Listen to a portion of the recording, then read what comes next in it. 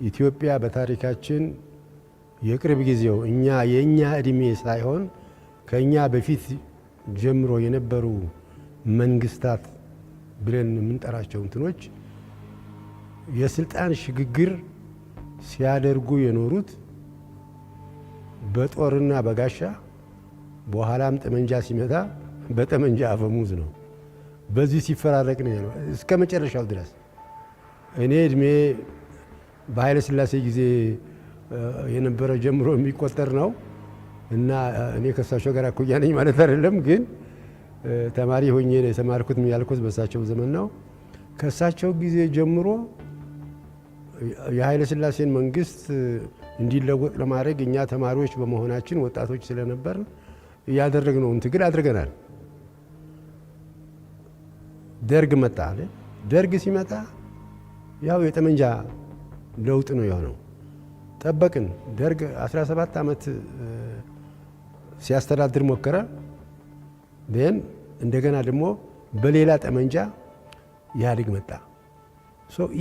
ይሄ መፈራረቅ በምድር ላይ አንድም አይነት ችግር በጠመንጃ አፈሙዝ ወይም በጦርና ጋሻ የተመለሰ የለም። ጦርና ጋሻ ወይም የጠመንጃ አፈሙዝ ቂም ቋጥሮ ነገ ሌላ ጠብ ለማምጣት መንገድ ያበጃል እንጂ ችግር አይፈታም።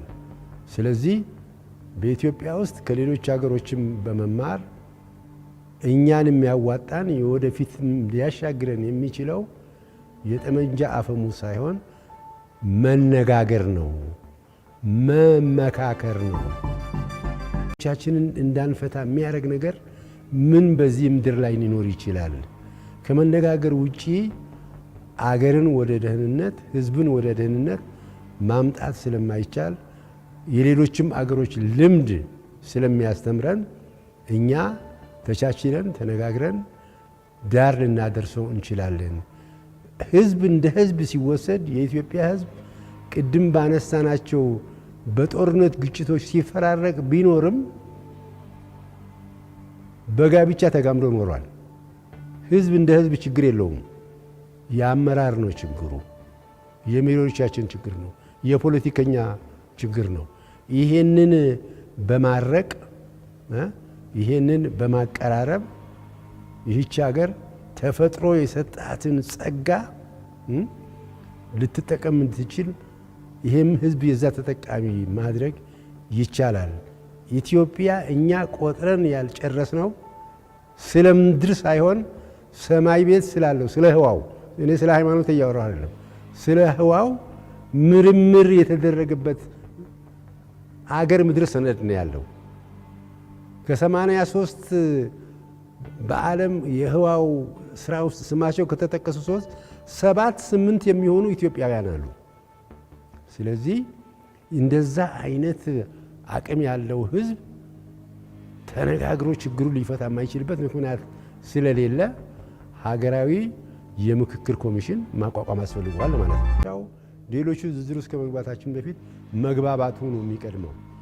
በመግባባት በመነጋገር በመደማመጥ አንዱ የሌላውን ነገር በመረዳት ትልቁ እኮ በሰው ህይወት ውስጥ ያሉ የግንኙነት ችግሮች አንደኛው የመደማመጥ መጥፋት ነው። መደማመጥ ከሌለ ጉዳይ መለዋወጥ አይቻልም። ስለዚህ እነኚህን የመደማመጥ ስርዓቶችን ተከትለን ከተጓዝን እኛን ወደ ሌላ ወደ ተሻለ ወደ ትልቅ ነገር ማሻገር ይቻላል።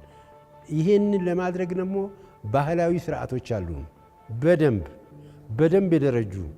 እኔ እንዳውም አንደኛውን አሁን ከዚህ ከሀገራዊ ምክክር ኮሚሽን ጋር በተያያዘ ለአንዱ ማህበረሰብ በተለይ ለጉራጌ ይጠቅማል ብዬ ከዚህ በፊት በእንግሊዝኛ የጻፍኩትን አሁን ወደ አማርኛ እየተረጎምኩ ነው።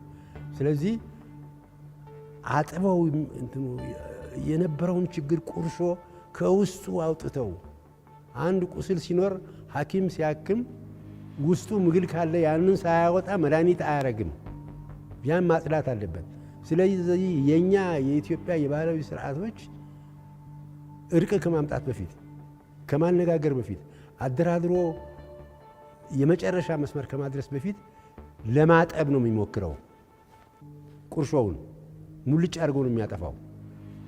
የመንግስት ህግ ይሄን አይሰራም። የመንግስት ህግ በወረቀት ላይ የተጻፈ ነገር ነው። ይሄን ያደረገ እንዲህ ይሆናል፣ እንዲህ ይሄችን ያደረገች እንዲህ ትደረጋለች ብሎ ነው የሚጨርሰው። ባህላዊ ህግ ግን ሰዎቹ ጉዳያቸውን ከጨረሱ በኋላ ህይወታቸው ወደ ተሻለ ሁኔታ እንዴት መቀጠል ይችላል ብሎ የሚጨነቀው። ስለዚህ ኢትዮጵያ በእውነት የታደለች ናት። ትልቅ ማህበራዊ እሴቶች አሉን። ችግሮችን በማነጋገር በመፍታት ቆሻሻውን ጠርገው የሚያነሱ በማለት ነው። ሩዋንዳ የሚባል አገር በ3 ወር ውስጥ 900,000 ሰው ሞቷል። የሩዋንዳ የዓለም ፍርድ ቤትና የሩዋንዳ መንግስታዊ ህግ ሊፈታው አልቻለም። የተፈታው በምንድን ነው? ጊቻቻ በሚባል በባህላዊ ስርዓት ነው። በባህላዊ ስርዓት እኛ ደግሞ በእያንዳንዱ ማህበረሰባችን ውስጥ ለችግር የመጨረሻውን ንጹህ የሆነ ውሳኔ ማስገኘት የሚችሉ የባህላዊ ስርዓቶች አሉ። ስለዚህ ለሀገራችን ችግር መፈታት እነዚህ እንደ ቁልፍ መሳሪያ ሊያገለግሉ ይችላሉ። በእኛ ማህበረሰብ ውስጥ በባህላዊ ስርዓት ውስጥ ያለቁ ጉዳዮች የነፍስ ጉዳይ እንኳን ቢሆን ሰዎች ተገዳድለው እንኳን መጨረሻ በባህሉ መሰረት እንዲጠራ ከተደረገ በኋላ እነኛ በመገዳደል ሊፈላለጉ የነበሩ ሰዎች እስከ መጋባት የሚሄዱበት ጊዜ አለ። ይሄን ያህል የማቀራረብ ይሄን ያህል የማስታንትን የማለት ኃይል አላቸው ባህላዊ ስርዓቶቻችንና ልንጠቀምባቸው ይገባል። ኃላፊነቱ የሁላችንም ነው። ደንታው የጋራችንን ነው። ከተውነ ደንታ ቢስ ሆነናል። ቁጭ ብለን አንቺ ትፈችዋለሽ እኔ እፈተዋለሁ ብለሽ የምትጠብቂ ከሆነ አይሆንም። ሁላችንም ሚና አለን። አቅም የለኝም የሚባል ነገር የለም። ኖ ሰላም ለማምጣት ከራሱ ነው የሚጀምረው። ከኔ ነው የሚጀምረው። ሰላም ከቤተሰብ ነው የሚጀምረው። ወደ ጎረቤት ነው የሚሄደው፣ ይቀጥላል ወደ ሀገር የሚመጣው እና ሰላም የሁሉም ደንታ ነው። ሁላችንም የዚህ ደንታ የዚህ ስቴክሆልደሮች ስለሆን መስራት የሚገባንን ነገር ሰርተን ህዝባችንና አገራችንን ወደ ምንፈልገው ብርሃን ማምጣት አለብን። በደቡብ አፍሪካ ውስጥ በአፓርታይድ ምክንያት በሰዎች ላይ ያልተፈጠረ እኮ ችግር የለም። ጥቁር ከውሻ ያነሰ ኑሮ ነበር የሚኖረው። ያ ሁሉ ነገር የተደረገበት ሀገር፣ ያ ሁሉ ጭቆና የተፈጸመበት ሀገር በመጨረሻ ችግሩ ሊፈታ የተቻለው እነ ማንዴላና እነ ዴዝሞንድ ቱቱ በፈጠሩት በሄዱበት መንገድ ነው። ያለፈውን ቁርሾ ብናገላብጠው ብናነሳና ብንጥለው ችግራችንን አይፈታልንም። እሱን መካስ የሚገባው ነገር ካለ ተክሶ መደረግ ያለበት ነገር ካለ ተደርጎ እነሱን ረስተን ነጋችንን እንዴት እናስተናግደው ወደሚል ገብተው ነው ያ ሁሉ ነገር የተፈጸመበት ሀገር ወደ ሰላም የተለወጠው። ደቡብ አፍሪካ ጆሃንስበርግ፣ ሌላ ከተማ እኮ ሄዳችሁ ብታዩ ጥቁር የኖረበት ቦታ ሰው አይደለም እንስሳ ሊኖርበት የማይችል ቦታ ነበር። ያንን ሁሉ ነገር ችለው አስታርቀው ነው ወደ ሰላም መንገድ የመጡት እና እኛ ያን ያህል ይሆን አይደለንም። የኛው አብዛኛው የፖለቲካ ልሂቃንና ስልጣን ላይ ለመውጣት የሚፈልጉ የሚዳዳቸው ወገኖች የሚፈጥሩት እንጂ በህዝብ መካከል እንደ ህዝብ ቁርሾ የሚባል ነገር የለም። እንደ ህዝብ እኔ በታሪክ አጋጣሚ ኢትዮጵያን በሁለት አጋጣሚዎች ከዳር እስከ ዳር ለማየት ትችያለሁ።